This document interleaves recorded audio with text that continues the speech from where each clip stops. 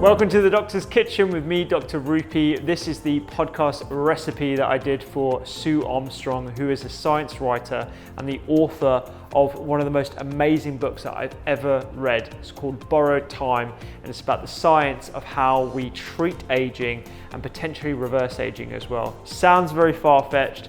I promise you this will give you so much insight. If you want to listen to the podcast, the link is going to be down below. For Sue, I made a delicious Dukkah chickpea salad with smoky hummus, some pomegranate seeds, and some quick pickle red onions.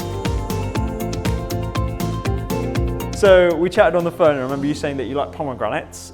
So I've basically made a meal around that. I'm gonna roast some chickpeas in Dukkah. I don't know if you've had Dukkah before. No. It's kind of like za'atar. It's like an Egyptian spice blend with sesame seeds, coriander, fennel, some cumins in there, a little bit of chili. It's not too hot. I'm gonna roast that with a little bit of oil, and then we're gonna build a salad around it.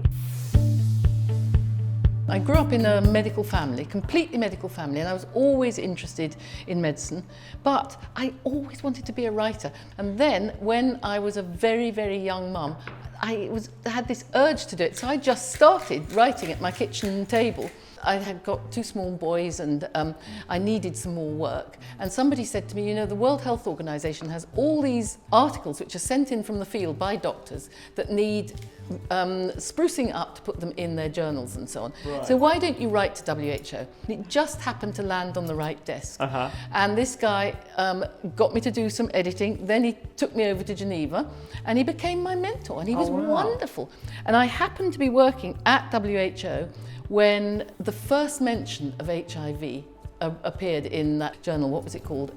Morbidities and Mortalities Weekly Report, which is a statistical thing from CDC in the States. Okay, yeah. I got involved in lots and lots of things, and then I started working for New Scientist magazine, went out to South Africa working for New Scientist. And you were privileged to be one of the few to witness Nelson Mandela coming out of imprisonment. To be outside the prison, this was history being made there and then, and it was just an intoxicating moment, as you can imagine. I can imagine, yeah. Where were you when Mandela was released? Can you remember? Oh, I don't know. I think I was too young. Yes, I know. Oh my God, that's the thing. Yeah. So just to go back to the recipe very quickly. Wonderful. I've just put some leaves around the outside, some of the smoky hummus with harissa, some of the grilled artichokes, the oil of which is really, really well marinated, so it's perfect for chickpeas. And is that olive oil that it's in? Yeah, this is just olive oil, yeah. Your history and your career has just been spanned so many interesting topics. Well, it has, but I mean, that's the massive privilege. You know, you can be an extremely nosy person like I am, and you get a passport. It's your job to go and ferret out stuff. When I'd done my P53 book, Bloomsbury came to me and said, what would you like to do next? And my first choice was I wanted to write a book about vultures. In South Africa, I became very fond of these birds, and they are wonderful, and they've had a very bad press. And he said to me, well, you know, there's good news and bad news. I love your idea. The bad news is I've just signed somebody else up to write about that. Oh, really? So go away and come back with another idea. So I suddenly thought, well, you know, every day one's hearing about aging. That'll be an easy one. Woo! No. It was massive once you get into it. I mean, I realised that it's just a huge canvas. I'm always curious about what's going on inside. And getting older myself, you know, I began to get aches and pains and stupid little things, and I thought, what's actually happening?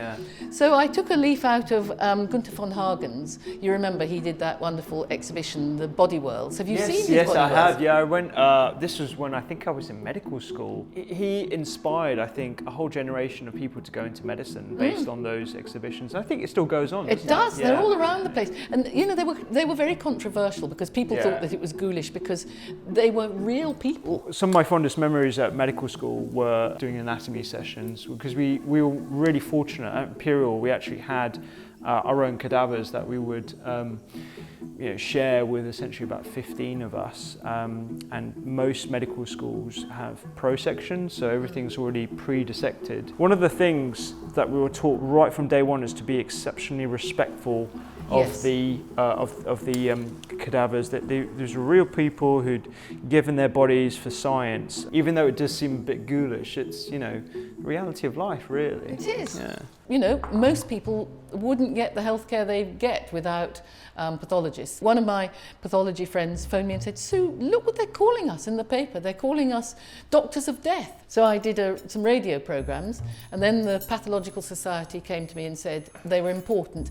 What else can you do? And so I decided to do a book for them. Well, when I did the pathology book, I actually went to Kentucky to the body farm, and it was the first body farm where he was putting bodies around sort of in nature to see how a body does decompose when, you know, after a murder or something like that. Yes, I remember, yes. And I went along thinking, well, you know, he'd take me to his office and we could sit and chat. And he said, "No, I'm going to take you to the facility." Oh, wow. And it was wonderful. It wasn't in the least bit ghoulish. It really wasn't. They, as you say, they showed such respect. And these people had contributed so much to our knowledge about really important things. And that needs to be paid a lot of credit to, I think. Yeah, it's not just about people in labs and doctors, it's actually us as a community. So I think it's very important actually to get, to recognise the contribution that ordinary people have. Definitely, yeah. Right. This is your salad. Looks wonderful. Roasted chickpeas with the Dukkah.